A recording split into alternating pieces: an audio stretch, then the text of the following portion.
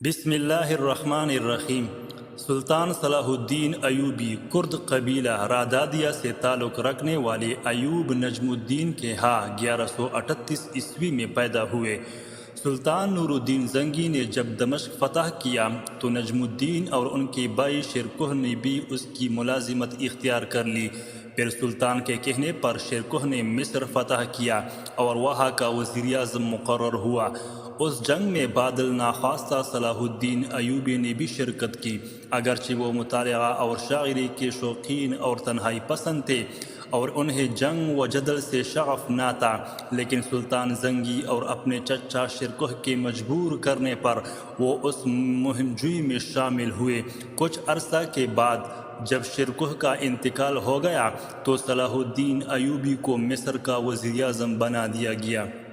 سلطان نور الدین کے برسر اقتدار آنے سے پہلے عباسی خلافت کمزور ہو چکی تھی اور عیسائیوں نے اس موقع سے فائدہ اٹھا کر صلیبی جنگوں کا آغاز کر دیا تھا، بلکہ پہلی جنگ میں ہی انہوں نے بیت المقدس پر قبضہ کر لیا تھا۔ دوسری صلیبی جنگ میں اگرچہ سلطان کی فوجوں نے عیسائیوں کو شکست دی، لیکن جلد ہی سلطان کی وفات سے صورتحال پھر بدل گئی اور عیسائیوں کے حوصلے بلند ہو گئے۔ چنانچہ انہوں نے دمشق پر حملہ کیا، لیکن وہاں کے حکمرانوں نے صلح کر لی۔ پھر عیسائیوں نے مصر پر حملہ کیا، لیکن ایوبی کی فوجیوں نے انہیں شکست دی۔ دوسری طرف سلطان نور الدین کی وفات کے بعد اس کے بیٹوں اور رشتہ داروں نے بہت سی علیحدہ حکومتیں قائم کر لی جو آپس میں دست و گریبان رہتی تھی اور بعض عیسائیوں سے بھی مل جاتے۔ ایوبی کو احساس تھا کہ جب تک مسلمان متحد نہیں ہو جاتے تب تک عیسائیوں کا مقابلہ مشکل ہے۔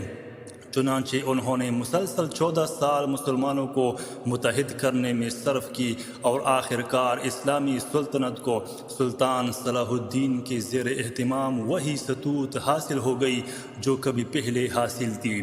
اسی دوران کرک کے عیسائی حاکم ریجی نالڈ نے صلاح الدین ایوبی سے کی گئے اپنے 4 سالہ صلح کے معاہدے کو خود توڑ ڈالا اور مسلمانوں کے ایک قافلے کو لوٹ کر بعض مسلمانوں کو قتل اور بعض کو قید کر دیا۔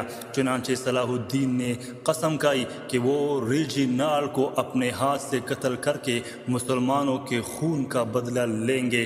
انہوں نے 1187 میں عیسائیوں کے خلاف جہاد کی عام منادی کرا دی اور ایک بہت بڑی خونریز جنگ کے بعد ایوبی نے نالڈ کو اپنے ہاتھ سے قتل کر کے فلسطین اور بیت المقدس کو فتح کیا۔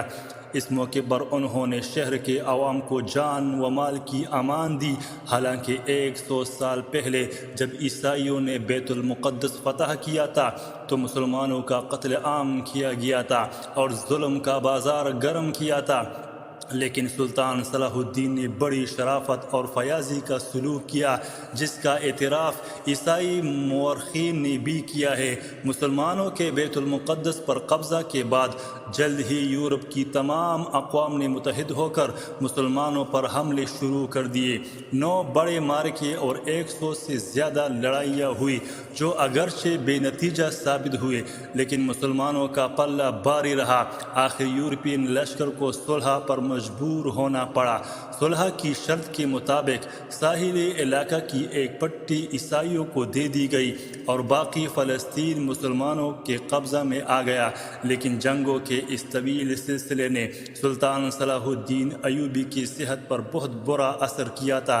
مزید برا انہوں نے جنگ اور بیماری کے دوران قضا ہونے والے اپنے روزے بھی اب رکھنے شروع کر دیے، جس سے صحت مزید گر گئی اور وہ 4 مارچ 1193 کو صرف 55 سال کی عمر میں انتقال کر گئے۔ سلطان صلاح الدین ایک نڈر جرنیل تھے اور دشمن کے لشکر کا رات کے وقت چکر لگانا ان کا معمول تھا۔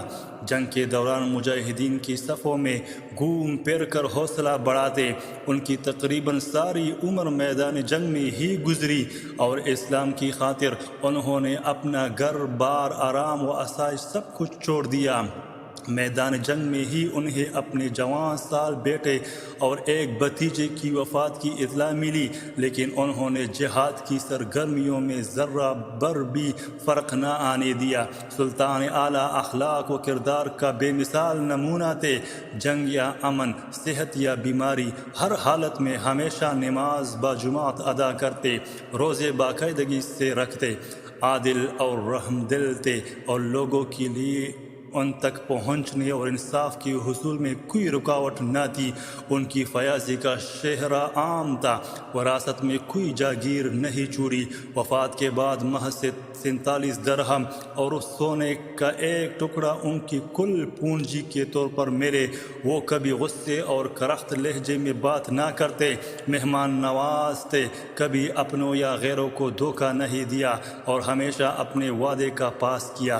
عیسائی رعایا کی حفاظت اپنا فرض منصبی سمجھا۔ میدان جہاد میں اتنا وقت گزارنے کے باوجود عوام کی خدمت میں کمی نہیں کی، اور ساری سلطنت میں مدرسے، سرائے اور ہسپتال بنوائے۔ ان کے بے شمار خوبیوں کی وجہ سے دوست اور دشمن ان کا نام آج بھی احترام سے لینے پر مجبور ہے۔ اس ویڈیو کو لائک کریں اور چینل کو سبسکرائب کریں۔ شکریہ۔